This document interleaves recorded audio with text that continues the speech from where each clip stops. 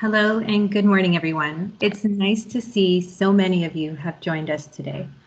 As we look across this virtual room, we see more than just people. Yes, there are students who are learning, professors who are teaching, and advisors who are guiding. But beyond that, this virtual room represents the human experience of wisdom sharing. As we know, this year's IWB cohort has been challenged with aging in place. What makes this topic special is that we are designing for our future and yours. We've learned through our research and through Barbara, our lived experience advisor, that seniors want to be heard and they have a great deal of wisdom to share with all of us.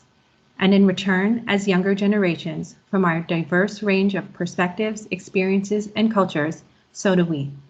The problem is that we two groups don't always have a way to connect our dialogues in a meaningful way.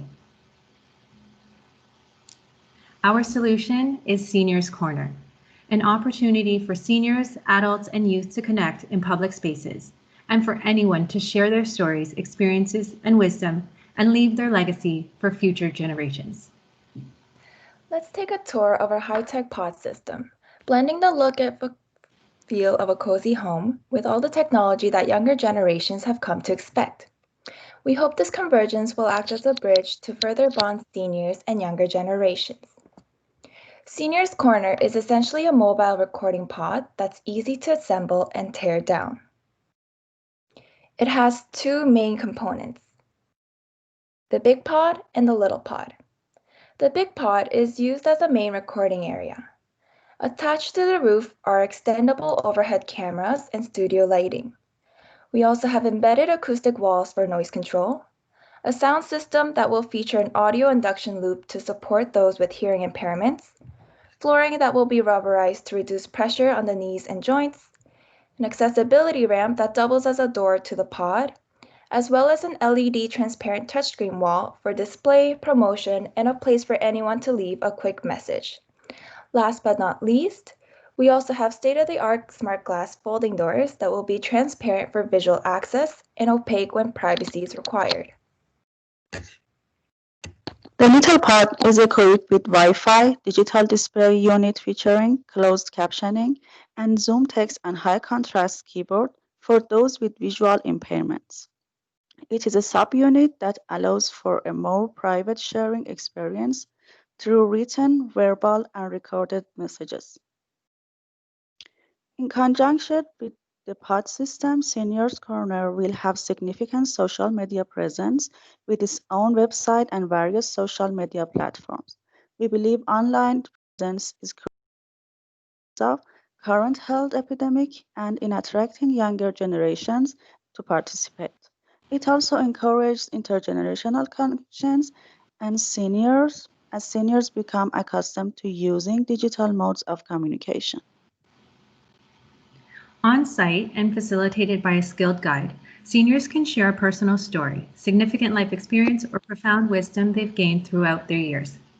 Seniors may share their thoughts on a particular topic, offer tips and tricks, and pose questions to others. Whether they choose an individual experience or connection with another senior, adult, or youth, we aim to bring a meaningful interaction to our users. A selection of prompts will be provided that can help if seniors wish to participate in wisdom sharing or storytelling, but aren't quite sure what they want to share.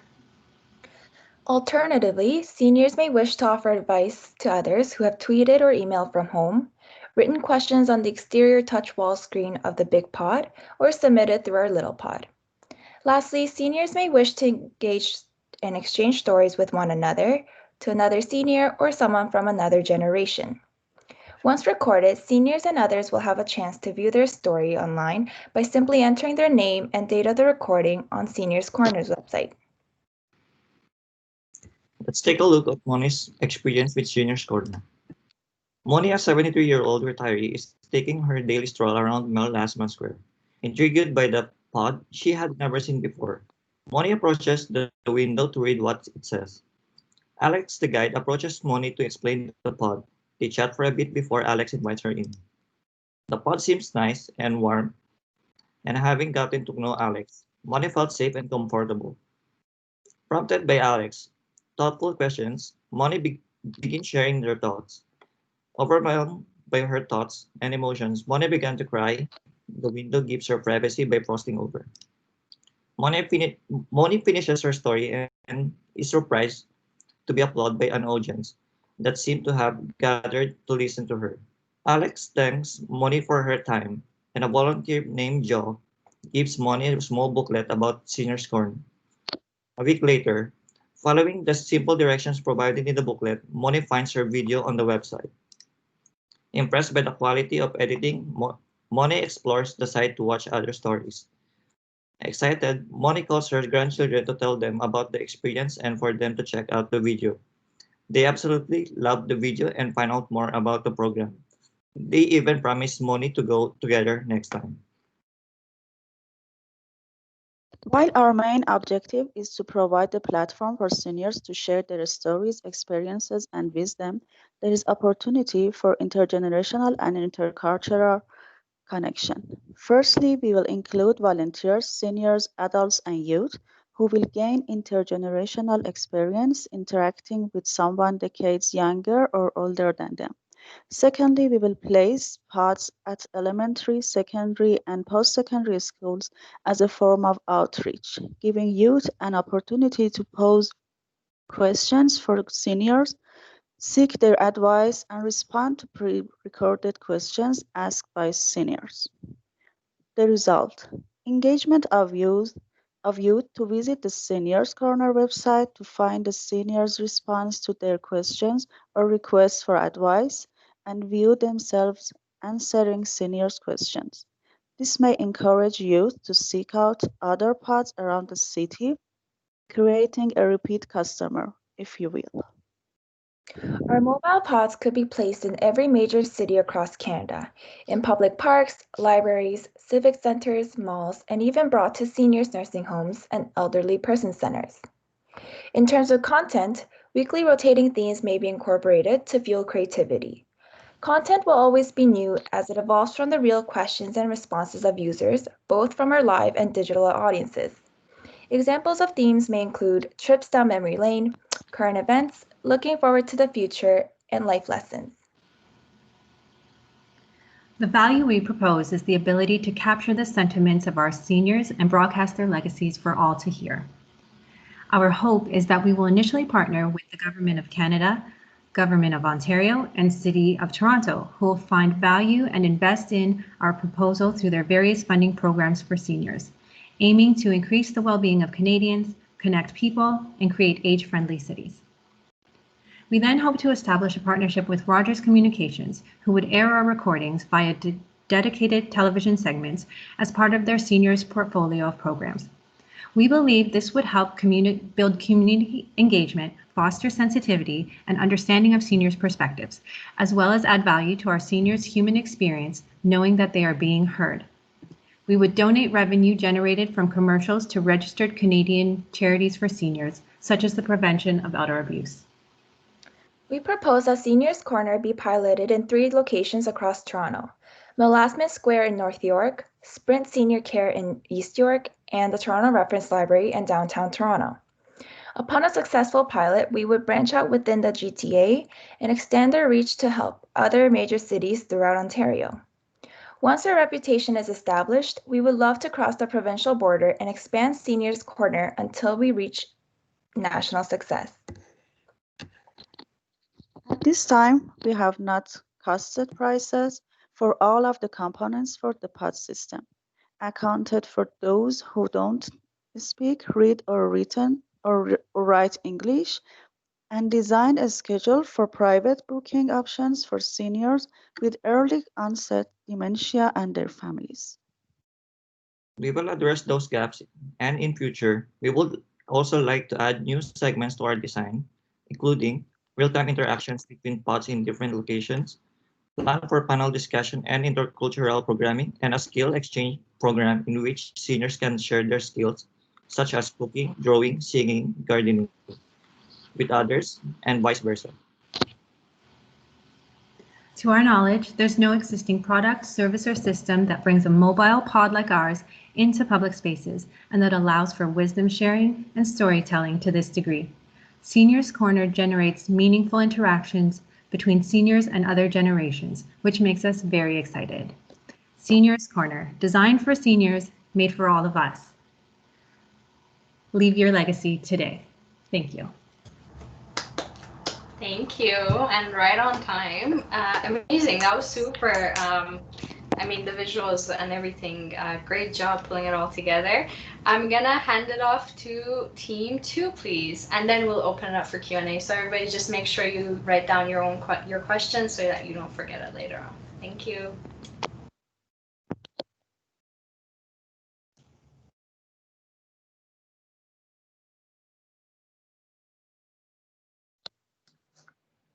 Hello, everyone. This is Christelle, along with my team members Chandler, Kanika, and LJ. We are Beyond Home, and our goal is to capture memories, feelings, and belongingness beyond the four walls of home. Let's return to thinking about Kathy, whom we've introduced on Wednesday. She is a 65-year-old working professional who wants to retire soon. She is currently living in a one-bedroom condo in Toronto where she is looking to continue aging in place. Kathy's primary concern is that she feels uncertain about her future after retirement, especially without family members nearby. Through our research, we identified these 3 main problems for Kathy. First, retirement can be an intrusive transition in terms of day-to-day activities and well-being. Kathy will be moving from regular work into the unknown. Secondly, disengagement after retirement increases cognitive risk. For Kathy, this is particularly significant with no family or social community nearby. And finally, retirees like Kathy who age alone can experience anxiety, depression, and debilitating feelings towards loss.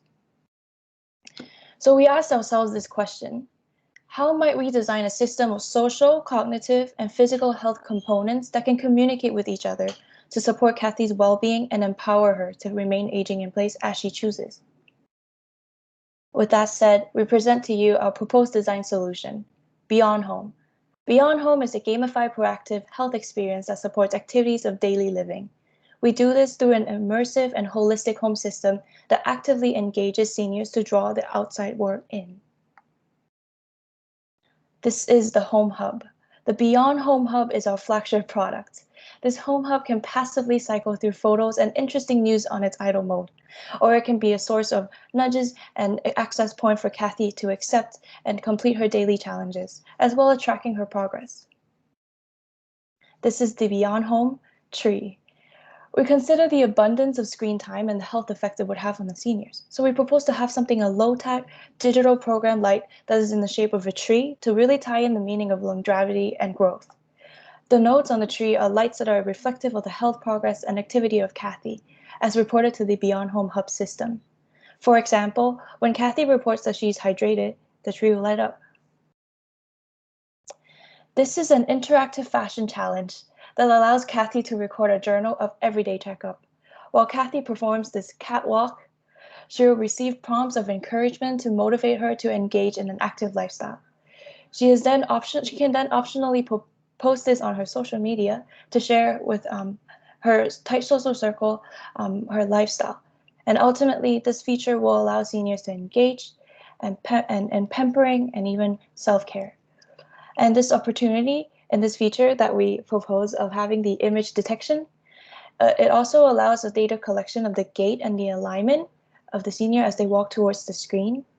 And this could have high potential and opportunity in performing healthcare functions.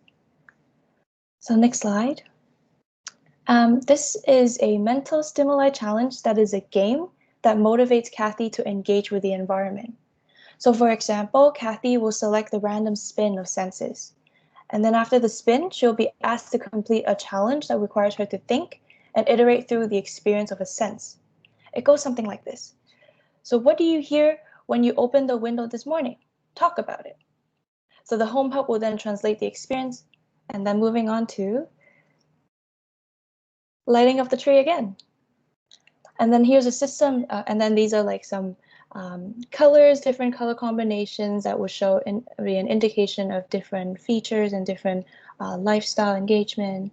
And then there's also a mount on the wall where you can put the Home Hub. And then moving on, we have a systems diagram, which shows the relationship between Kathy and even the extension of environment outside of home. So the four coordinates that are on the right side, bounding the Kathy and also bounding the four coordinates, that's an indication of home. But we want to make this home boundaries to be fluid, to be transparent, to be permeable. So then the lines, they're supposedly the roots of the tree, where it indicates a connection of within the home we have these features that are proposed by Beyond Home. Extending to the outside, what are the impact and what is the interaction with the environment? So we really want to take away the boundary of home and say, hey, we are at home, but that doesn't mean that we are trapped in the four walls.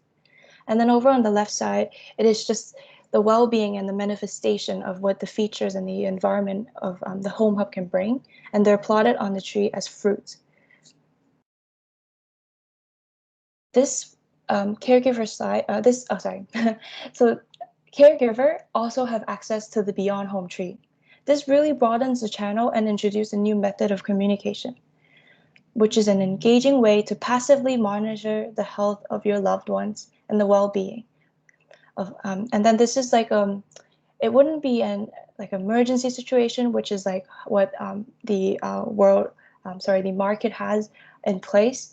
A lot of special like buttons where you press like a hey emergency, but then this is like a just regular checkup, like a daily checkup. If the tree just looks like, oh, it's not in the right color, the fruits are not blossoming or flowers are not blossoming, then like the caregiver would have an option and say, hey, how are you doing?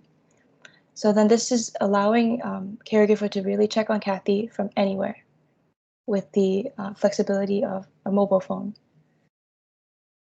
Okay, so when thinking about the applicability of our products in times like today, we actually discover opportunity. COVID is only further highlighting to us the importance of having alternative means of communication, whether if it's with loved ones or with important service providers. By coming up with smart solutions that can adapt and fit the lifestyle and context of seniors retiring, it gives people like Kathy meaning and the chance for them to improve quality of life. They can perform physical, cognitive, and emotional exercises at the safety of their homes, and still be able to connect to the world and create meaningful connections with humans. Our tech product is more than just an entertainment game system. It is also a tool that can be used to bridge human connections and really boost confidence in being alone but not feeling lonely. On Wednesday, you asked if we could consider more flexible cost models, and we listened. To answer this question of finance and scalability, we proposed a modular design where we can leverage a combination of new products and what the user already has in their home. At the base level, users can access this exercise through our web platform from their personal phones, computers, or tablets. Our Home Hub complements and enhances our offerings while centralizing all the information that are acting in the means of integration of other smart sensing technology to really better understand these senior beyond what we're even mapping out right now. And some of the future strategies we can pursue in consultation with IWB faculty and with further research are that number one, we could explore the ways of collaborating with healthcare and telecommunication providers and aims to prototype and introduce this to the mass market and lower production costs. For two, we can endorsement from a research lab to gain further insights through primary research and ensure application of data ethics in our system. And then lastly, product modularity for different personas other than Kathy, and really test out those modifications that are necessary to keep the product sustainable throughout the course of aging.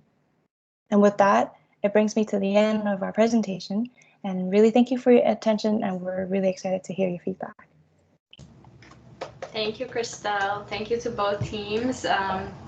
Great presentations. I'm going to open it up to advisors and faculty for any comments, questions, feedback. So I'll just ask you to use the raise hand function, and then we'll take it from there. So first, Atul, go for it. Hi, thank you. Students, fantastic presentation. I absolutely love the ideas that you came up with. Yeah, it was the longevity tree was really fascinating to learn about. I want to share a couple of things. One is, I tend to have this view of, cycle of life where your abilities as a child mature over time and they peak and then they start to go down. And there's a correspondence, and there are some, memes and stories on the internet about it, if you know what I mean. And then related to that, there's this question of, instead of thinking of seniors as one monolithic group, which kind of has an ageism type of bias built into it, I would almost like to suggest that you need to think in terms of, just as toys are built for children under 3 years and under, 3 to 11 years, 11 to 20, and then any age. I think seniors also deserve a similar consideration when we design products for them, especially technology. The abilities are not uniformly the same depending on the age at which they are introduced to technology, their comfort in using technology. Privacy can become a huge issue, especially when you showed that app of checking in on Kathy. Well, who can check in on Kathy is supremely important, and who can't, right? So those are some of the things that I thought should deserve a little more attention. Thank you, Atul. Students, if you want to say something, just feel free to use the raise hand function. As well. I'll pass it over to, before I pass it over to Mark, I'm just going to read Monica's comments. So she had to leave at 11:30, but said both presentations are excellent. The interactivity of Beyond Home is excellent, seamless flow from mobile and fixed methods, and I love the tree as an image. The giving tree has not been cut. Okay, so that's from Monica. Now I'll pass it over to Mark. Sure, thank you. Again, great presentation. The consistency, the visual language in both was really, really excellent. And I think you guys both structured, both teams, I should say, structured your arguments and just general flow of ideas extremely well. So super impressed. For the private space, I'm sure I'll later come up with good questions for the public space, but for the private space, I will do the standard question format where I relay some things I did in the past and then I'll turn it into a question. So a long time ago, I worked with a group at the U of T called the Technologies for Aging Gracefully Lab. And one of the things we were trying to deal with there was this challenge of social isolation among seniors. And one of the big questions that we couldn't quite crack was, how do you engage people that are already isolated? Seeing your project, which so much of it is about, giving people both a window to improve themselves and sort of maintain their health or improve their health in a bunch of different dimensions, as well as reach out to a community of people who might be able to help them. I wondered if you had any ideas of how you could initiate those with that program with individuals that are already isolated. Thanks. And if that makes no sense, as my question is going to be long-winded, you can ask me to repeat it. I think it makes a lot of sense, Mark. Students, do you want to respond? Oh, I was just trying to type. No, respond. You can talk.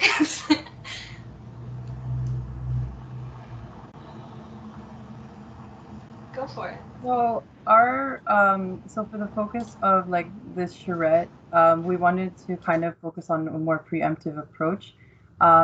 And we did consider like what would it look like with a senior who was already like going through, who was in the retirement phase and was experiencing isolation.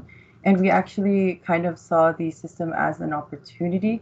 That was something we wanted to explore further, but for the purposes of like the time that we had, we decided to just focus on Kathy.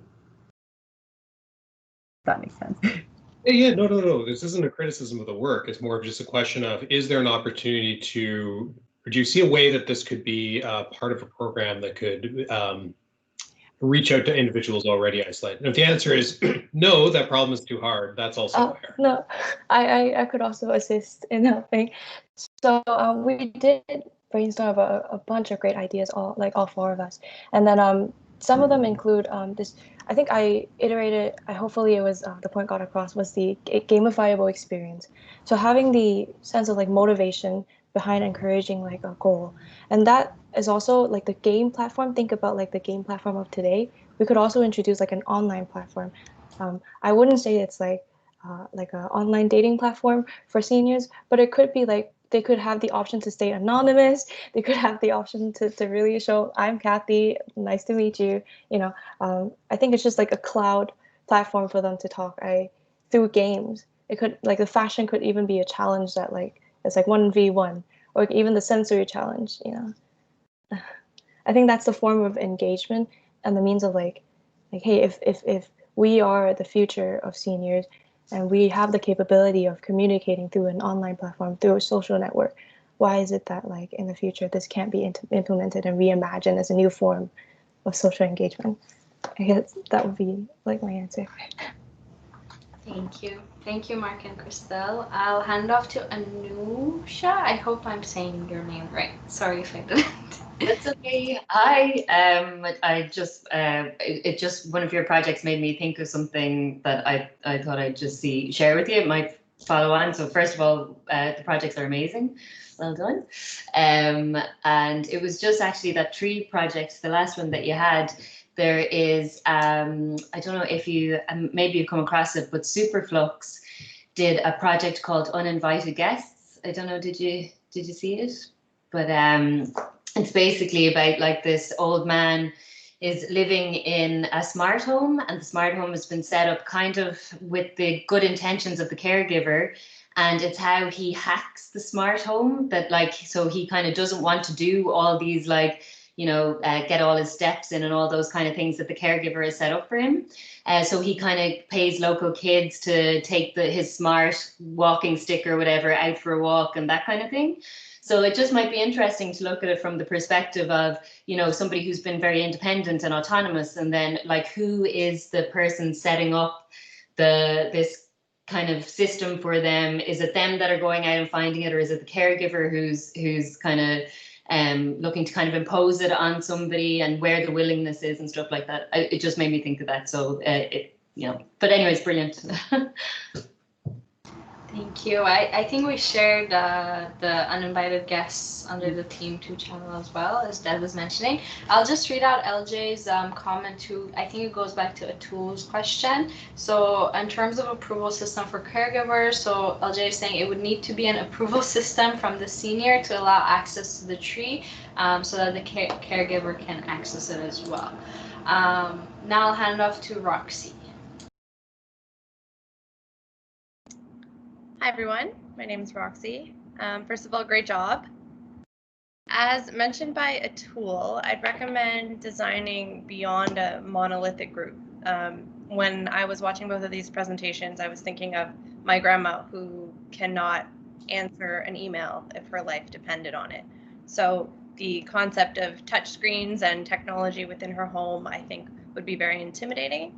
That being said, there's an opportunity to provide onboarding that is very patient and can also be used as a selling point to seniors that may not be as comfortable with technology. So I'm curious in what ways you've thought of these lower tech onboarding solutions and making seniors feel more comfortable about these platforms.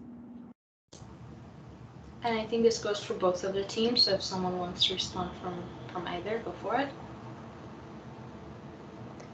For us in our little pod, we have a little segment available where you could provide written submissions, so whether it be you sitting down and provide writing on the spot, or you bring your writing submissions to it, or you could even verbalize, and it'll kind of auto-generate captioning and transcribe your verbal communications. So we have thought about that, but then in our segment, we are mostly targeting seniors with cognitive and physical abilities to come to the booth and share the stories. So, and we also have our skilled guide that can walk seniors through the process and prompt them if they need. Thank you. I think LJ is responding to the previous comments. So with regards to uninvited guests, we thought about that as well. And with the context of Kathy and her comfort with tech, she would be able to choose her own goals instead of the caregiver. Okay, I think that makes a bit more sense. Okay, Sue, please. Mute. Am I on mute or can you hear me? Hi. We can hear you. Okay, Sue Lance. Wow. I love both these presentations. They're very high quality and very well done and very well researched. And congratulations. I love the public. I think I'll speak more to the public one because I think that is just a really, really cool idea. And I started to see that mobile pod in food markets and art galleries and other public spaces where there's an opportunity for intergenerational connection. And I could see a younger person sitting in the chair with the older person in the pod. And it reminded me a bit of the Chum City booth. I don't know if you remember that years ago, but where people, that was such a fascinating way for people to tell their stories. So I just think it's got lots of possibility and the layers of work you've done to think through the funding, the partnerships with Rogers, all of that's really well done. And the idea of the private booking with families or individuals with early dementia really rung right with me in terms of a model that was done in the UK, where they started to do digital stories for people with early dementia. And that really helped their families too in the later stages. And they had almost life celebrations using these digital stories. So you probably, I don't know if you saw that research or drew on that with this idea, but I think now that I know, one of my questions was going to be the sort of skilled guides, because I think the barrier around technology was one that hit me. And so it sounds like you've thought that through, that there would be people guiding that process on site that would come with the package. So that's a really was going to be my question. And I don't really have I can't see a lot of downsides to this other than trying to disinfect it with COVID and all of that. But I just think it's very cool. And the on the Beyond Home, I thought you really tried to cover a lot of the bases that, and I thought what you were aiming for, and this is some of the work I'm doing with Options Open and the guide, is trying to catch people sort of at their risk transition points and engage them in something that can stand with them over time. And I thought that idea was a really good one, even though I agreed with the comment that, well, could you not take that same approach and reach people that are already isolated and further down the stream. But I think the way you're going about the trying to create connections with caregivers that aren't about how did you take your pills and did you do, like the way of creating a more spontaneous, natural, fun way of interacting while the caregivers still have a window on how they're doing it's a neat idea. And so many of the apps and things that are aimed at caregivers are very task-based, and that makes sense. But this is a very engaging idea. And so I think the technology adoption, I know even for myself, like when learning new things, and if they're complicated to learn, that can be a barrier. So how to get through the seniors through that adoption piece is always a challenge. But I think with this one, it might be a little. So I don't know if you had ideas for sort of how to train people on this or how to orient them in a way that gets them over that hump. Thank you, Sue. Those are all very good points. Students, do you want to respond to that? Because I'm sure you've thought about it.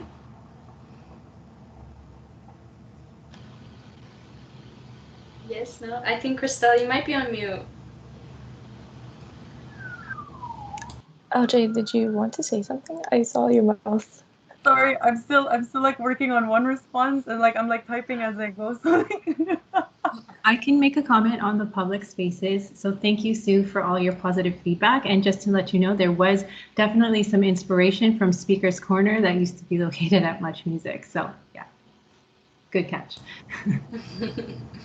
Thank you. And LJ, then, oh yeah. No. Go ahead. I think she's typing her responses, so you can go for it. Oh, okay.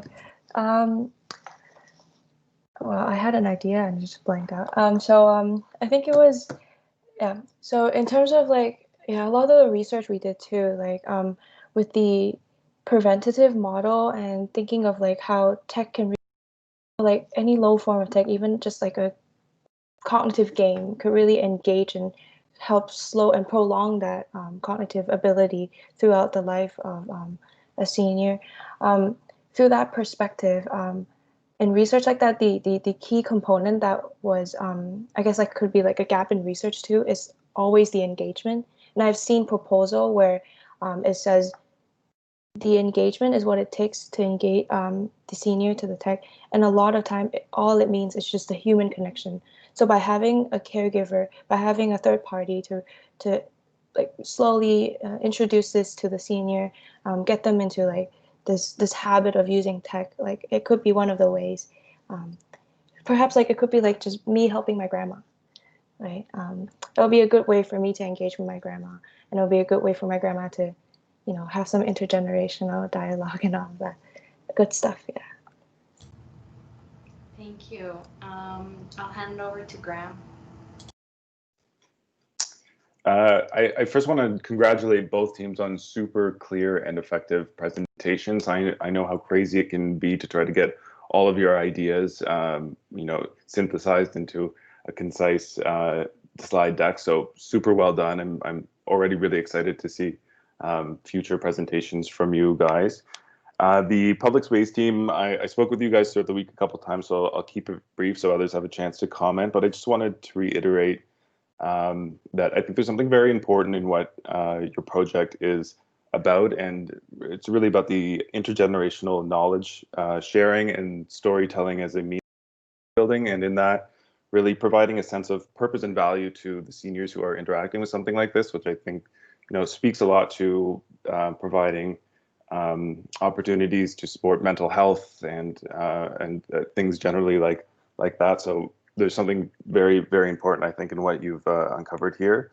The booth itself was interesting, and you identified some cool technologies. I think there's a little bit of work to be done around how it's built specifically, and you know what the details of it are, and probably most specifically how it would interact within the different environments that you mentioned it could potentially go. You know, an outdoor situation compared to being placed in a mall. You know, there's very different things that would need to be addressed there.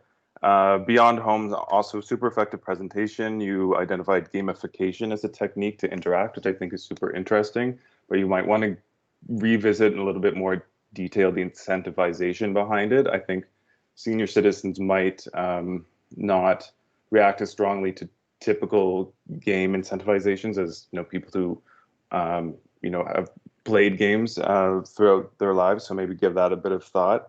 And just as a comment across both teams, the personas, it seemed as though you were characterizing senior citizens by age and in an age group. And one of them was a 73-year-old woman.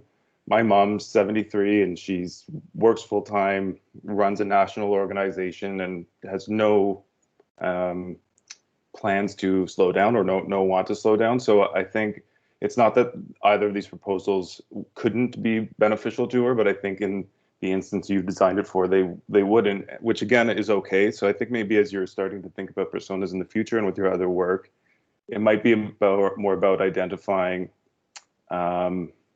different levels of abilities as opposed to ages, because it differs so vastly with seniors, much like it does with children, right? Sometimes children are very mature 2-year-old or whatever it may be.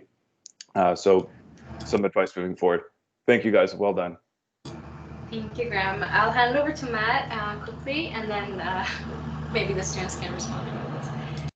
Yeah, first of all, I just want to say great presentations. And it seems with both these groups, whenever you guys share something, I feel like I'm in the room creating with you, which is, I think it's a special thing that you've got going, which you really inspire people. So fantastic job. My comment, it's more just to build on what Sue had mentioned around COVID component or the epidemic component, and choosing experiential as your key touch point. Yeah, I less want to ask a question and more want to give a little bit of advice. that, you know, people still want to get outside, they still want to engage, but it's just, you know, how you do that is a real part of developing any type of environment now. So yeah, I would encourage you to look at things like the poem pavilion that was planned for the Expo 2020 Dubai, which allowed people to text their thoughts, and AI remixed all of these incoming messages into poetry and distributed across this amazing, beautiful installation. So there's tons of new opportunity in that space. I think it's just you know, making sure that it runs in tandem with anything that is an actual physical environment, because you know, we all know the challenges that lie there. Yeah, and then I guess the second thing would just be for group one around, you know, you told an amazing story. You kind of like panned way out, then panned in to the thing, and then panned back out, and then panned back in. I actually write the same kind of way. I'm all over the place, but you kind of answered all my questions I'd written down, because you kind of like invoked all of these questions, and then you kind of answered them. But yeah, I would ask you just to consider looking at like establishing that platform, and then driving towards the keystone of that platform, which was your experiential intervention. And yeah, it's also an interesting way to spin your story. Thank you. Thank you, Matt. I can see a lot of smiley faces here, those comments. Okay, I'll just read through some of the stuff going on in the chat, because I know not everybody has access to chat. So LJ, with regards to uninvited guests, we thought about that as well, and with the context of Kathy and her comfort with tech, she would be able to choose her own goals instead of the caregiver. And then Deb was saying that is actually a key difference, and nice that you recognize the nuances. And then Deb again saying, great work and congratulations on finishing your first shred. Excited to see what comes up of these projects in second semester. So with that, I'll hand it over to Ian for some more feedback. Hello. Oh, video. There we go. Hey guys, great work. It's been a long week. Do you love the charrette process by now? Are you fully engaged in this work? Because I think it's just to work thinking through in a rapid way and in a highly iterative way. I see Roxanne there. Hi, Roxanne. Long time no see. And Sue. Hi, Sue. Sue, you were at our Design Meets a couple of years ago on the future of aging, and Sue has a lot of great input. It's great to see so many faces. So I love this process because I think you've generated a bunch of ideas that are really applicable. Both are good. I love the seniors corner. Maybe we don't call them seniors. Maybe seniors don't identify as seniors. Maybe aging is a state of mind and how we see ourselves. We don't want to set goals based on our age. So I always like to say older adult. But I like the portability of this idea too, that it could go on the road. It could be a tent. It could be a pop-up.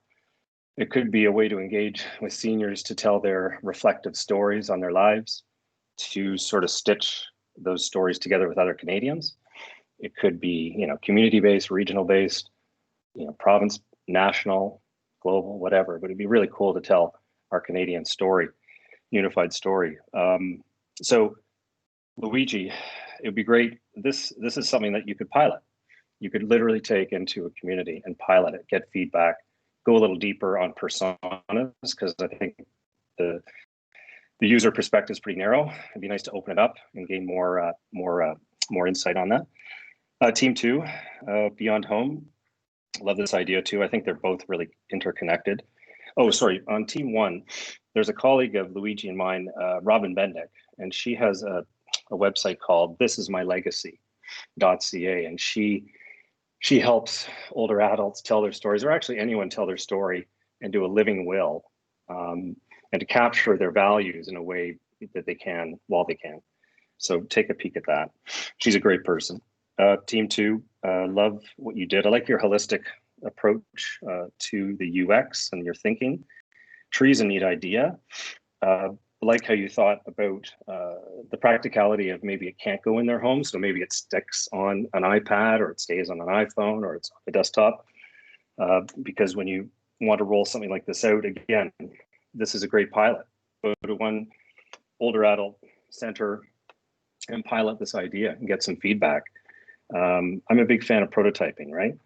prototype, learn, iterate, make it better and better and better rather than going too big, too fast. So, and I liked your, on Beyond Home, I liked your research lab. That's great, because you imagine if you could put this out, gather as much input as you can, and then start to build on that research based on older adults. Anyway, that's my stuff. Great work, everyone. Good job. Thank you. Thanks, Ian. I think LJ also shared this tale teller as well. It started basically with the goal of sharing legacies. Then Matt, have to drop to amazing work, engagement from a distance, pavilion that your friends. So he just put the link there. Thanks, Matt, for joining. Roxy. Hi there, can you hear me? Great. Yes. So first, building off of what Ian was saying, it would be interesting for the first group public spaces to break down what they would prototype first, as I imagine you wouldn't build the whole pod. Perhaps I'm curious what the MVP would be. So think about that. Let me know maybe in the comments later. My question was actually about the online presence you mentioned. You said that the things that take place within the pod might be streamed to Facebook. And I was wondering if you considered other platforms. I'm thinking the younger generations may be on different platforms. And I know that I would be so happy watching seniors doing a popular TikTok dance. Even if they're seated, I think it would be a great way to connect with them in a fun and friendly way, in addition to the more serious and kind of heartwarming storytelling. So have you considered any of that? Yes, we are actually targeting the 4 main platforms, which is Facebook, YouTube, Twitter, and Instagram, because a lot of them do offer like the live streaming option and like the interactions between comments, and those are the platforms that seniors and younger generations are most affiliated with and comfortable using, as well as our website. I think there are some already on TikTok and stuff. There are some people doing these kinds of videos with their grandparents. It's kind of more in like a fun way, but it's always there's this one that like the guy is annoying his grandma, which is not that great, but it's a fun thing. Anyways, I'll hand over to Christine. Good morning, everyone. Thank you very much for the excellent presentations. A few of the other instructors mentioned this kind of moment of interface. I'm not sure if anyone said this explicitly, but the private version, this project in general rings true to me because I went to my parents' place yesterday and we had to like set up stuff for them, and unfortunately I find it highly annoying to have to teach them how to use an iPad, but I appreciate other people might find that as an opportunity to engage with them. But this leads me to, I think you should frankly just consider telephone and just writing letters as like somehow being integrated with your system, because they're just very familiar methods of communication, very tactile, and especially if you're starting to generate in mental capacity, just using stuff that's more familiar, I think is maybe more tried and true.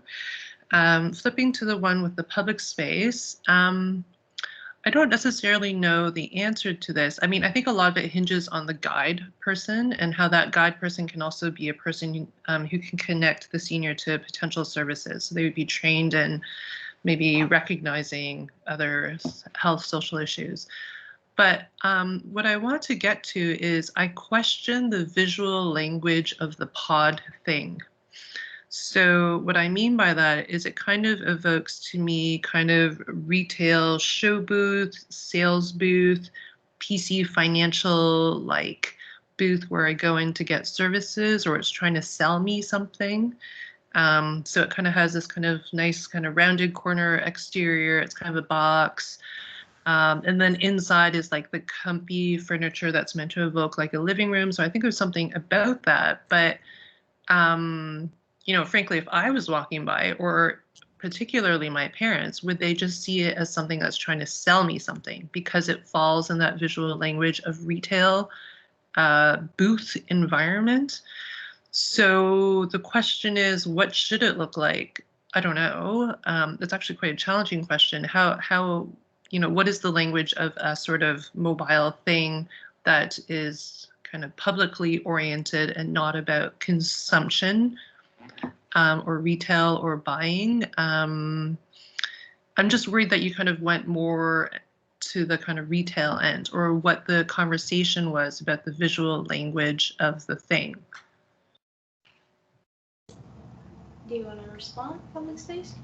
So that was actually like a big discussion for us. We were brainstorming a whole bunch of like ideas on how to set it up, how to make it so that we could set it up indoors and outdoors, make it compact and like welcoming and eye-catching enough to even draw attention. And we've like really considered using domes. We've like really considered using just like boxes or like a studio space-esque. But then we landed on that home because we thought it would kind of bring people in and make them feel more welcome because it seemed more homey. But I guess it might be the colors that we're using in that home structure or in that pod structure, which we made it like white and blue, just so it's like bright and it's a small space. So then it like seems like you have more. But so maybe just to elaborate, maybe the most important point is how the threshold is articulated, right? How you pass from, say, the mall into your thing, and how your guide person is probably, frankly, going to be standing outside of it a lot and maybe holding pamphlets, which will look like a salesperson. So what, I don't know. It has to go somewhere than just looking like a sales booth. Thank you for that feedback. We'll consider. Thank you. Yeah, I think we're gonna have more opportunities also to iterate on these designs in the second semester. But yeah, that's a great point, because also if you put it in a mall, it'll even look like even more of a sales booth rather than if it's just in the middle of the park. So that might also be a consideration. I'll hand off to Sue again. Thank you. I agree with Christine around the visual format. That's a very interesting thing around how we associate kind of boxy spaces with retail. But yet something portable, the business of trying to move this thing and the physicality of how to, transport it. I could see doing a bubble or something that's more welcoming and transparent, but how would you ever transport that? Anyway, good luck with that piece. That's an interesting challenge. I guess my comment, one of the things I wanted to add, and it builds on what Graham was saying around age and not making certain assumptions about people's ages. This is more for the Beyond Home project, but I would agree there's just such a range of people between the ages of 60 and 100 now. I mean, I sat beside a woman at an event that wrote her first blog at 100 years old. I mean, we're kind of, the age assumptions are changing so much. And, but I tend to I've been starting to look much more at what are the life changes that pose risks that you're then trying to address. And so in the manner that you tried with Beyond Home, you sort of said, okay, she's going from a full-time job with a whole robust social life and activity to a situation that's risky, alone at home and all of that, and taking that preventative lens on the risk mitigation is, I think, a really useful frame, and that is ageless. It might be that Graham's mom at 78 stops working because she has a new health condition or something, right? And then that's a risk, a new risk. And then that creates the need for a new intervention. And so that's a bit ageless, I guess. So just a thought around how you might build the scenarios or the personas with a little more thought around risk moments or risk milestones. Thank you, Sue. Do any of the students want to say something like that? Mariam, you have your hand up. I think are you going to respond? Okay. Yeah, I have a response for the visualization. Okay. But yeah. we have some LED transparent wall that show and it show the shared stories all the time, and there is a caption on it, and this is somehow works as a pamphlet or maybe introducing our product or system to audience. And there's also we have just one wall, and all the other walls are transparent, and we can see through the walls, and it somehow makes a difference between the shopping booths. Yeah. Okay, thank you. Luigi? So I'm first of all, I want to congratulate the two student teams on really excellent work. This is their first charrette, and they've only been in school for a month and a bit, and I truly was impressed by the thoroughness of the presentation, the well-spokenness, the way the narratives were constructed, and that you took the things that you've been learning about in class, whether it's the personas, whether it was the business model canvas, whether it was about design synthesis, you took those things in and you included them in the presentation. The graphics were all very strong. They were basically, for the most part, very universally designed and accessible. And then the ideas, what I really was proud of in your work over this past week is, I visited it 3 times, and some of maybe the guests today didn't have that opportunity, but I wanted to share with everyone, like, you had an interesting scheme on the first day. You had a leap forward on like the second day. And then, on the third day, you've taken it and you've leaped it forward even again. And each time you refined your ideas and you've done some design synthesis that's that's clarified the purpose of the project, that's clarified, and that's elaborated the design to a deeper level.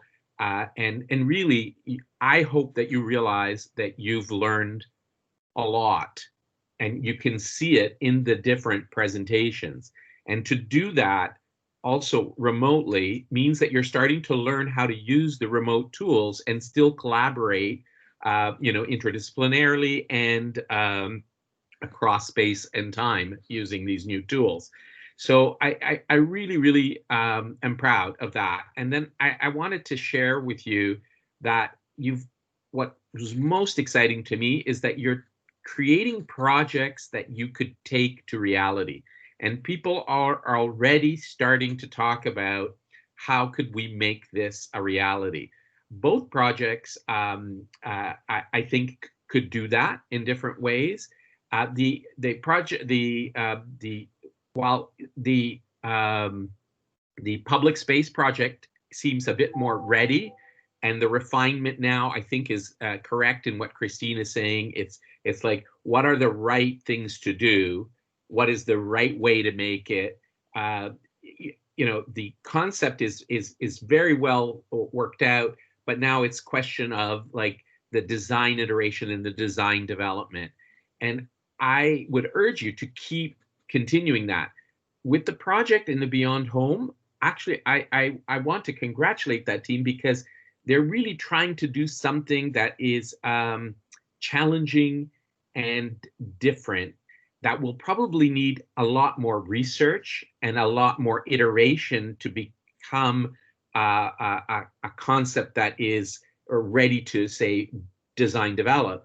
But it's so worthy of design development, because especially, and I'm thinking now during the pandemic, where seniors are so isolated and they're so in need of things to do and ways to relate to other people. So I just, which maybe is their situation even more generally, than we realize. But I certainly know it with my in-laws, who are both alone and at home, and like, you know, something like this is really what they probably need.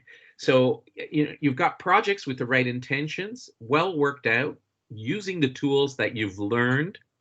And now what I want to encourage you is to not abandon the projects, to keep refining them, to remember the phases of the various projects, because they're still very good ideas. And what was beautiful is that sometimes you shed some of those good ideas so that you could keep pursuing an idea to a deeper level, right? But don't forget those good ideas. Don't forget this project. Keep iterating it. See how you can take it to reality. To be in this point of the school year and to have reached this level is very good. And it really bodes that you could take something to the end of the year and make a very real product and a real difference in people's lives. So, I'm sure there's a million little comments that I'll give to you about how to improve each of the projects. We'll get to that maybe, sometime next week. But right now I want to leave you with the message that we're going to act on these projects and figure out the partnerships. I think Ian is absolutely right that if we could interest a Robin Mednick, we could actually have a partner who could work with us and you to actually make, say, the public space one come to life. And then alternatively, if we had a partner in, say, a Vincent John Vincent, who's working with Gesture Tech, we could take the Beyond Home and make it into something. So let's not lose that ambition, and let's keep refining, and don't let these projects disappear.